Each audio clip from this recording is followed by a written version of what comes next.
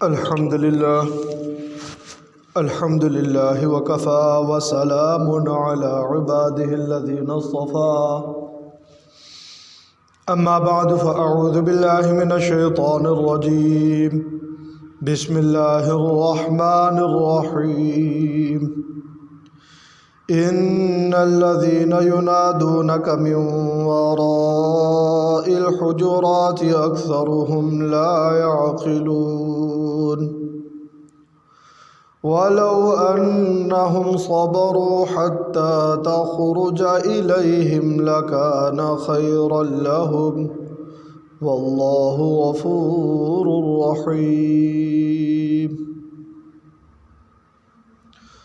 صدق الله العظيم وصدق رسوله النبي الكريم ونحن على ذلك لمن الشاهدين والشاكرين والحمد لله رب العالمين۔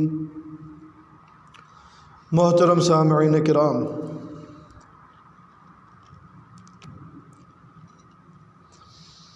اللہ جل شانہ نے اس انسان کی رہنمائی کے لیے قرآن پاک کو نازل فرمایا، اور قرآن پاک میں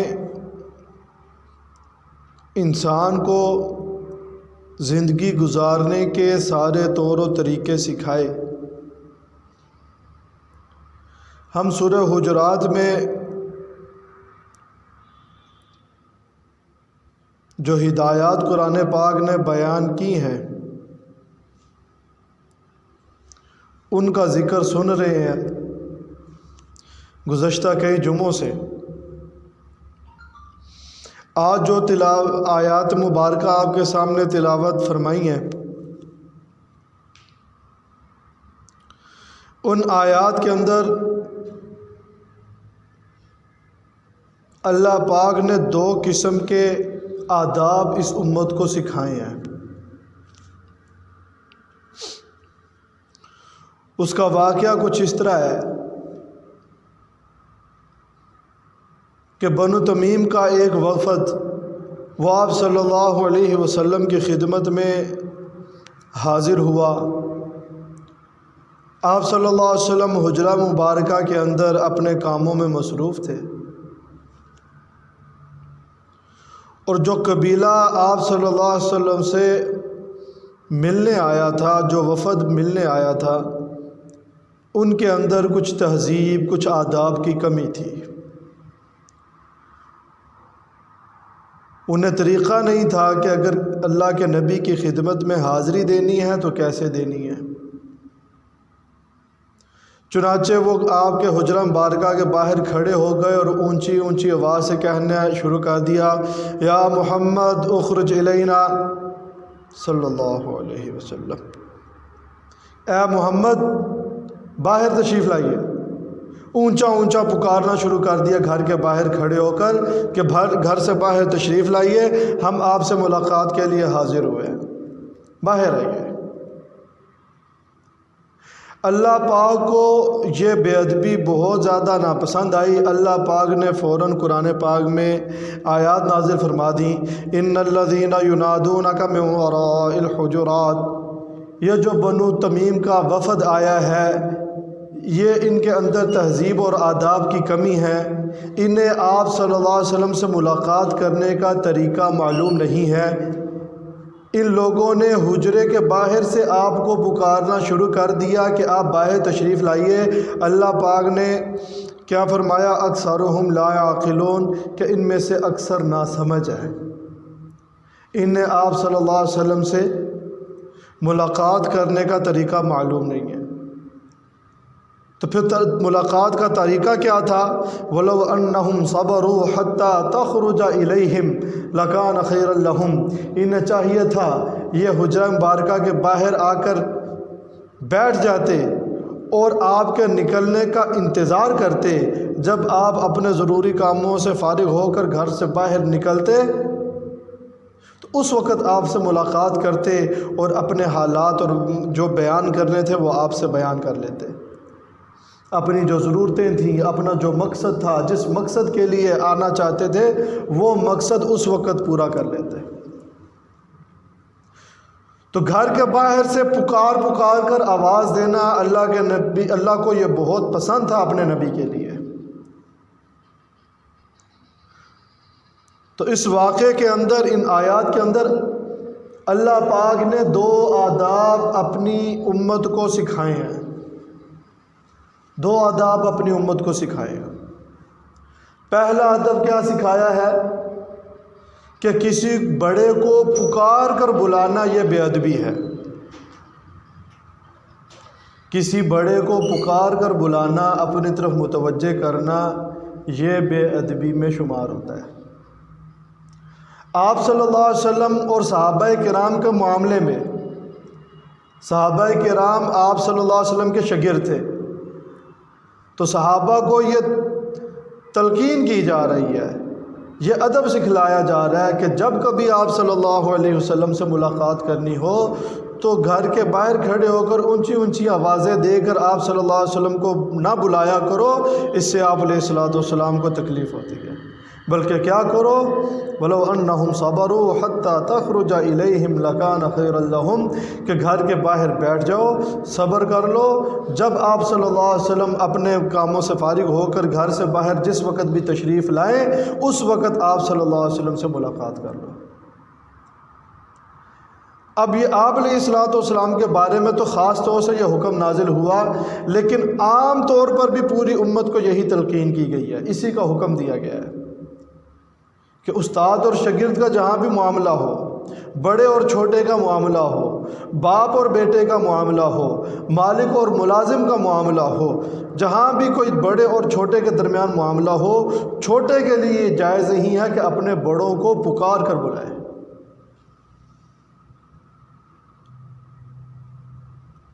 بلکہ کیا کرنا چاہیے؟ صبر کرنا چاہیے، انتظار کرنا چاہیے، وہ ہماری طرف متوجہ ہوں، ہمیں موقع ملے، پھر ہم ان سے اپنی بات کریں۔ ہاں، عام حالات کے اعتبار سے اگر کوئی ایمرجنسی ہے، کوئی ضروری مسئلہ ہے، اگر نہ بتائیں گے بہت بڑا نقصان ہو سکتا ہے، اس وقت اور بات ہے، لیکن عام حالات کے اندر اس طریقے سے بلانا، پکارنا، یہ بے ادبی کے اندر شمار ہوتا ہے۔ چنانچہ تفسیر کے اندر ایک واقعہ بھی آتا ہے حضرت عبداللہ ابن عباس رضی اللہ تعالی عنہما کا، کہ حضرت عبداللہ ابن عباس رضی اللہ تعالی عنہ کو آپ علیہ السلام نے ایک مرتبہ دعا دی تھی، اللہم فقہہ فی الدین وعلمہ التأویل، اے اللہ عبداللہ کو دین کی سمجھ عطا فرما اور قرآن کی تفسیر کا علم عطا فرما۔ حضرت عبداللہ ابن عباس رضی اللہ تعالی عنہ فرماتے ہیں کہ آپ صلی اللہ علیہ وسلم کی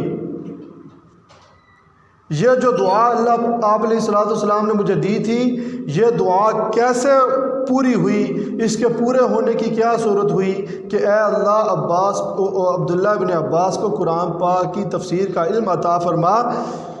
یہ دعا اس طریقے سے قبول ہوئی کہ جب آپ علیہ السلام کا انتقال ہوا، اس وقت حضرت عبداللہ ابن عباس رضی اللہ تعالی عنہ کی عمر 10 سال تھی۔ وہ خود ہی اپنا واقعہ یہ بیان فرماتے ہیں کہ مجھے یہ خوف دامن گیر ہوا کہ آپ علیہ السلام تو دنیا سے رخصت ہو چکے ہیں، اب قرآن پاک کی تفسیر کو محفوظ کرنا چاہیے کہ صحابہ کرام پوری دنیا میں مختلف جگہوں میں پھیل گئے تھے نا، تو قرآن پاک کی تفسیر کا علم ضائع نہ ہو جائے جو آپ علیہ السلام نے خود ہزار صحابہ کرام کو سکھایا تھا۔ چنانچہ وہ کہتے ہیں میں نے خود اس بات کی ٹھان لی، یہ اپنے اوپر لازم کر لیا کہ میں خود ایک ایک کے پاس جاؤں گا اور ان کے پاس جو قرآن پاک کی آیات کی تفسیر کا علم ہے وہ ان سے اکٹھا کروں گا۔ چنانچہ وہ فرماتے ہیں میں اس مقصد کے لیے چل پڑا، اور جب مجھے پتہ چلتا کہ فلاں صحابی ہیں ان کے پاس قرآن پاک کی اس آیت کا علم ہے، میں ان کے پاس جاتا، وہ اپنا حال تفصیل سے بیان کرتے ہیں۔ وہ فرماتے ہیں کہ گرمی بڑی سخت ہوتی تھی، ایسے محسوس ہوتا تھا جیسے آسمان سے آگ برس رہی ہے اور زمین آگ کے شعلے اگل رہی ہے۔ میں سخت گرمی میں سفر کرتا، اور عرب کی گرمی تو ویسے ہی بڑی مشہور ہے، اور جب ان کے گھر جاتا تو ان کو دروازے پر دستک دے کر باہر آنے کے لیے مجبور نہیں کرتا تھا، بلکہ ان کے دروازے کے باہر جا کر بیٹھ جاتا۔ اب گرمی سے بھی میرا برا حال ہوتا، اور ریت کا طوفان اڑتا، اور وہ میرے کپڑوں کے اوپر، میرے بال گندے، میرے کپڑے گندے، اور میں اسی حالت میں وہاں پہ بیٹھا رہتا۔ یہ کون ہے؟ یہ رسول پاک صلی اللہ علیہ وسلم کے چچا کے بیٹے ہیں۔ ان کو باہر آنے کی زحمت میں نہ دیتا تھا، خود وہاں بیٹھ کے تکلیف برداشت کرتا تھا، صبر کرتا تھا۔ اور جب وہ اپنے کاموں سے فارغ ہو کر کبھی باہر ان کا نکلتے اور وہ مجھے دیکھتے تو اسی وقت مجھے اٹھا لیتے، اپنے سینے سے لگاتے اور اپنی چادر سے میرا چہرہ صاف کرتے، میرے بالوں کو صاف کرتے، اور پھر وہ کہتے کیا رسول پاک صلی اللہ علیہ وسلم کے چچا کے بیٹے، آپ نے اتنی تکلیف کیوں برداشت کی؟ آپ نے ہمیں آ کر فوراً کیوں نہ بتا دیا؟ وہ کہتے میں رسول پاک صلی اللہ علیہ وسلم کے چچا کے بیٹے کی نسبت سے تمہارے پاس ملنے کے لیے نہیں آیا، بلکہ میں ایک شاگرد کی نسبت سے ملنے کے لیے آیا ہوں، اور شاگرد کے آداب یہ ہیں کہ استاذ کو تکلیف نہ پہنچائے، اس کو گھر سے باہر نکلنے کے لیے مجبور نہ کرے، بلکہ جب استاذ خود گھر سے باہر آئے اس وقت اپنا مسئلہ اس کے سامنے رکھے۔ اور پھر ان سے عرض کرتے کہ مجھے پتہ چلا ہے کہ فلاں آیت کی تفسیر آپ کو معلوم ہے، آپ نے رسول پاک صلی اللہ علیہ وسلم سے سیکھی تھی، آپ وہ مجھے بتا دیں، میں وہ آپ سے سیکھنے کے لیے آیا ہوں۔ تو اس میں صحابہ کرام کے لیے تو اس میں ادب تھا ہی، لیکن عمومی طور پر ہر ایک کے لیے یہ ادب ہے کہ شاگرد کوئی بھی ایسی حالت اختیار نہ کرے، کوئی بھی ایسی حرکت نہ کرے جس سے استاذ کو تکلیف پہنچے۔ کوئی بھی چھوٹا اپنے بڑے کے ساتھ ایسا رویہ اختیار نہ کرے۔ بیٹا اور باپ ہے، بیٹا والد سے ملنا چاہتا ہے، بیٹے کے لیے بھی یہ حکم ہے کہ اپنے والد کے راحت و آرام کا، اس کے کاموں کا، اس کی مصروفیات کا خیال کر کے اس سے ملاقات کرے، اسے مجبور نہ کرے اپنے کاموں کے لیے۔ لیکن آج ہم اپنے شاگردوں کو یہ نہیں سکھاتے ہیں۔ کچھ دنوں پہلے کی بات ہے، ایک ویڈیو بڑی وائرل ہوئی تھی کہ وہ استاذ نے، یونیورسٹی کا استاذ تھا، اس نے بچے کو کسی غلط بات سے منع کیا، اور جب وہ استاذ کہیں باہر آیا محلے میں تو اس بچے نے اپنے 5-6 لڑکے ملا لیے اور استاذ کی خوب پٹائی کی، اور بڑا پھر اس پہ شور و چرچا۔ ہم سب کا قصور ہے۔ ہم نے اگر یہ آیات اپنے شاگردوں کو سکھائی ہوں تو وہ کیوں اپنے اساتذہ کا ادب نہ کریں؟ انگریز نے جب ہندوستان پر قبضہ کیا تھا، سب سے پہلے جو اس کی کوشش تھی، اس وقت ہندوستان کے اندر پہلے کالجوں، یونیورسٹیوں میں، مدارس میں جہاں سائنس سکھائی جاتی تھی، طب سکھائی جاتی تھی، انجینئرنگ سکھائی جاتی تھی، وہاں ساتھ قرآن اور حدیث بھی پورے سکھائے جاتے تھے۔ صحائح ستہ، حدیث کی 6 بڑی کتابیں پوری سکھائی جاتی تھیں، قرآن پاک کا ترجمہ، تفسیر، سب کچھ سکھایا جاتا تھا۔ انگریز نے جب اس ہندوستان پر قبضہ کیا تو سب سے پہلا کام اس نے یہ کیا کہ اس نے کہا آج سے دینی تعلیم یونیورسٹی کالجوں کے اندر بند ہے۔ قرآن اور حدیث کو سب سے پہلے انہوں نے باہر نکالا۔ جب تک قرآن اور حدیث کی تعلیم ملتی رہے گی ہم ان پر حکومت نہیں کر سکتے۔ ان کو اپنے غلامی کی زنجیر میں اگر باندھنا ہے، ان کے اوپر اگر حکمرانی کرنی ہے، ان کو اپنا غلام بنانا ہے تو یہ قرآن اور حدیث کو ان کے کالجوں یونیورسٹیوں سے نکال دو۔ چنانچہ انہوں نے پھر سب سے پہلے ایسے ہی کیا۔ اور آج جو ہماری کالج یونیورسٹیوں میں، مدارس میں استاذ اور شاگرد کا جو آپس میں رویہ ہے، جو سرد مہری ہے، جو آپس میں خراب تعلقات چل رہے ہیں، اس کی سب سے بڑی وجہ یہ ہے کہ قرآن شاگرد اور استاذ کے معاملے کو کس نظر سے دیکھتا ہے، ان کے کیا آداب بیان کرتا ہے، ہم نے یہ اپنے بچوں کو سکھایا ہی نہیں ہے۔ اور دوسرا جو ادب اس کے اندر بیان کیا گیا ہے، پہلا ادب تو یہ ہے کہ پکار کر بلانا کسی کو یہ منع ہے یہ بے ادبی ہے، یہ بری بات ہے، خاص کر اپنے سے بڑوں کو۔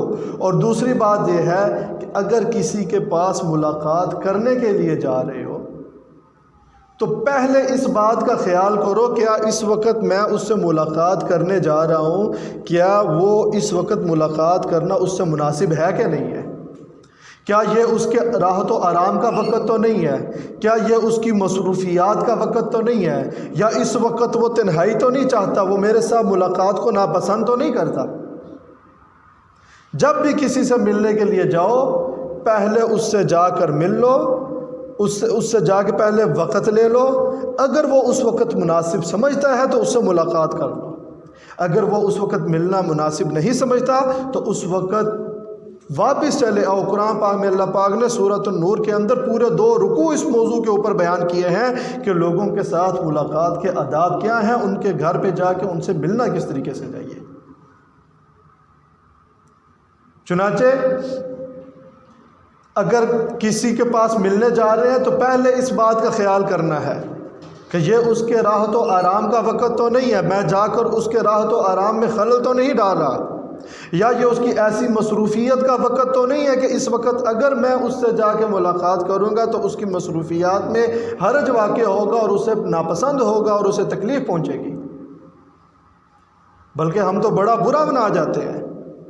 اگر آپ کسی سے ملنے کے لیے گئے ہیں، اگلا اپنی کسی مصروفیت کی وجہ سے یا کسی بھی عذر کی بنا پر ملنا نہیں چاہتا تو ہم اس سے ناراض ہو کر بیٹھ جاتے ہیں، اس سے بولنا ہی چھوڑ دیتے ہیں، کہتے ہیں ہم گئے تھے، اس نے ملنا ہی ہم سے گوارا نہیں کیا۔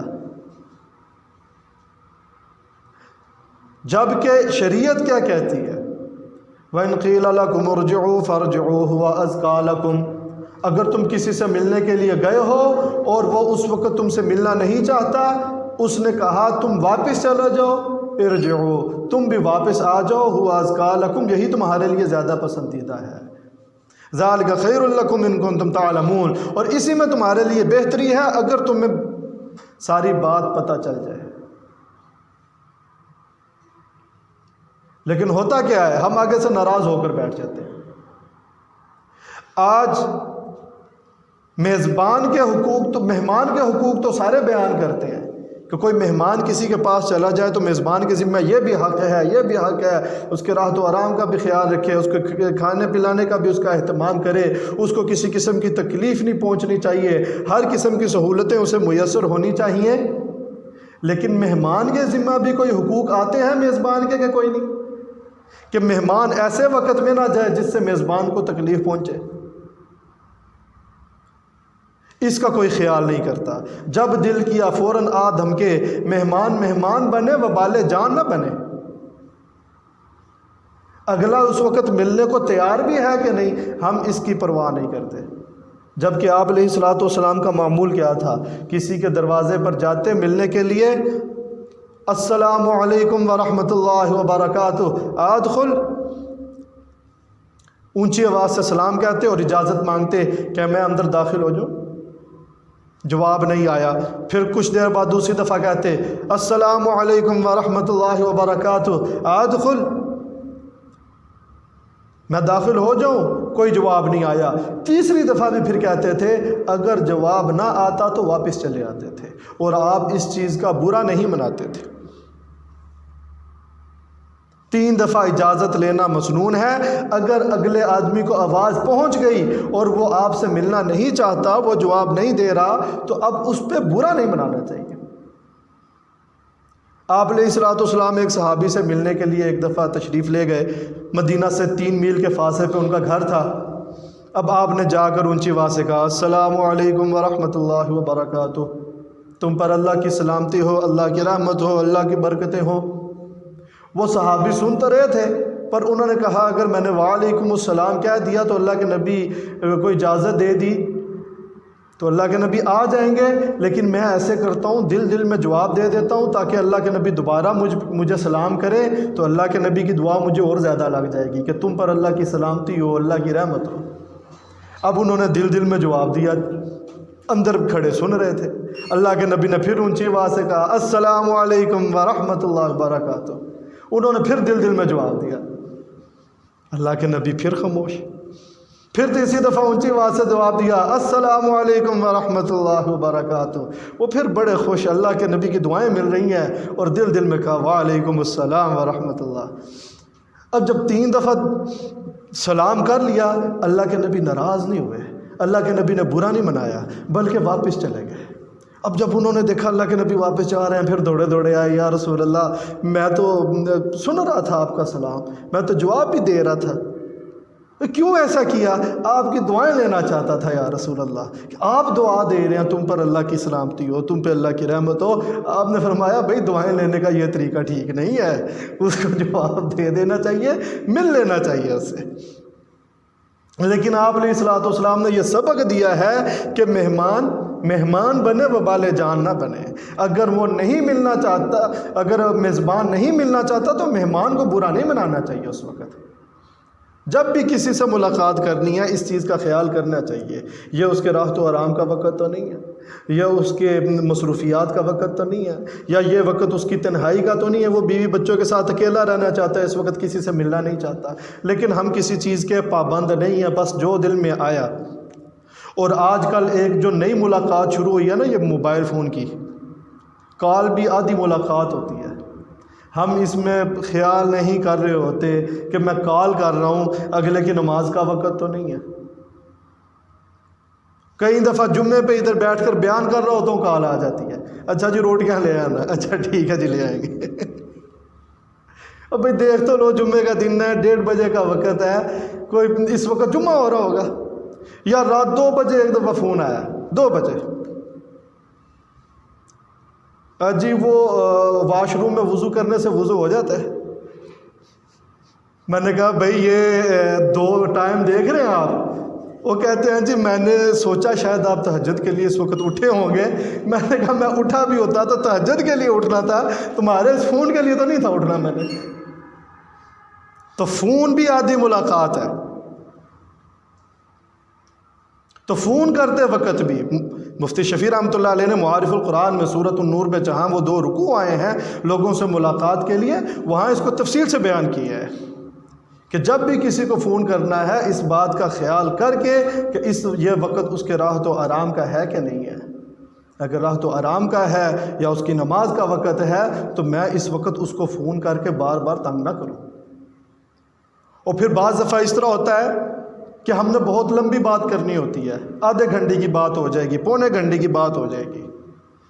تو آداب میں سے یہ ہے کہ پہلے فون کرتے ہی بتا دیں بات ذرا لمبی کرنی ہے، آپ کے پاس وقت ہے کہ نہیں ہے. میں اتنی دیر آپ سے بات کرنا چاہتا ہوں، آپ اس وقت فارغ ہیں، یا اتنا وقت آپ کے پاس ہے کہ نہیں ہے. اگر وہ کہتے جی اس وقت تو میں فلاں کام کے لیے جا رہا ہوں، فلاں مصروفیت ہے، یہ جب میں فارغ ہوں گا پھر بات کر لیں گے، تو بجائے آگے سے ناراض ہونے کے آدمی کو موقع دینا چاہیے، اس کی بات ماننی چاہیے. لیکن ہم جب بھی دیکھا کوئی نہیں دیکھتے فوراً کال کر دیتے ہیں. تو اس میں 2 آداب ہمارے لیے بیان ہوئے ہیں. ایک تو کسی کو دور سے پکارنا، اپنے سے بڑے کو دور سے پکارنا اور اپنی وجہ سے دوسرے کو تکلیف میں مبتلا کرنا، یہ بے ادبی ہے.